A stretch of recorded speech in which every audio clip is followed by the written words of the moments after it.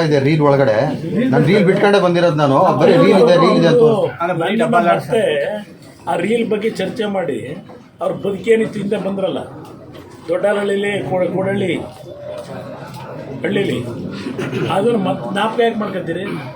ಇವತ್ತು ಚೆನ್ನಾಗಿ ಬೆಳೆಸಿದ್ದ ಜನ ಲೂಟಿ ಹೊಡೆದು ಬೆಳೆದಿದ್ದೀರಿ. ಅವತ್ತಿನ ದಿನಗಳು ಯಾಕೆ ಅನ್ಕೊತೀರಿ? ರೀಲ್ ಬಗ್ಗೆ ಯಾವ ರೀಲ್ ತೋರಿಸ್ತಾ ಇದ್ರಿ ಅಂತ ಗೊತ್ತಿಲ್ವಾ ಜನಕ್ಕೆ? ಅಲ್ಲಿ ಯಾವ ರೀಲ್ ತೋರಿಸ್ತಾ ಇದ್ರು ಅಂತೇಳಿ ಆ ರೀಲ್ ನಾನು ತೋರಿಸ್ಕೊಂಡು ಬಂದಿಲ್ಲ. ನಾನು ಬಂದಿರೋದು ಜನಗಳ ಬದುಕನ್ನು ಸರಿಪಡಿಸ್ತಕ್ಕಂಥ ರೀಲ್ ಬಿಟ್ಕೊಂಡು ಬಂದಿದ್ದೀನಿ. ಅವ್ರಿಗೆ ಏನು ಬಿಟ್ಟಿದ್ದಾರೆ? ಅಲ್ಲ, ಅವರು ನೀವು ಸುಮ್ಮನೆ ಬುಟ್ಟಿನ ಲಾವಿದೆ ಬಿಡಲ್ಲ ಅಂತ ಅವರು ಕ್ಲಿಯರ್ ಮಾಡಿ.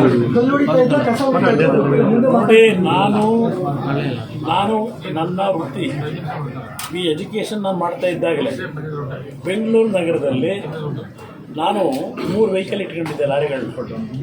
ಬೆಂಗಳೂರು ನಗರದ ಕಸ ವಿಲೇವಾರಿಯ ಒಂದು ಟೆಂಡರ್ನ 2-3 ವಾರ್ಡಲ್ಲಿ ತೆಗೆದುಕೊಂಡಿದ್ದೆ. ಗೌರವಯುತವಾಗಿ ಬದುಕಿದ್ದೇನೆ. ಇವ್ರ ಥರ ಸರ್ಕಾರದ ಭೂಮಿಗಳನ್ನ ಸುಳ್ಳು ಲೆಕ್ಕ ಕೊಟ್ಕೊಂಡು ಹಲವಾರು ಕುಟುಂಬಗಳನ್ನ ಬೀದಿಗೆ ತಂದಿಟ್ಟು ಆ ರೀತಿ ಕಲ್ಲೊಡೆದು ಜೀವನ ಮಾಡಿಲ್ಲ. ನನ್ನ ಜೀವನವೇ ಬೇರೆ, ಅವ್ರ ಜೀವನವೇ ಬೇರೆ.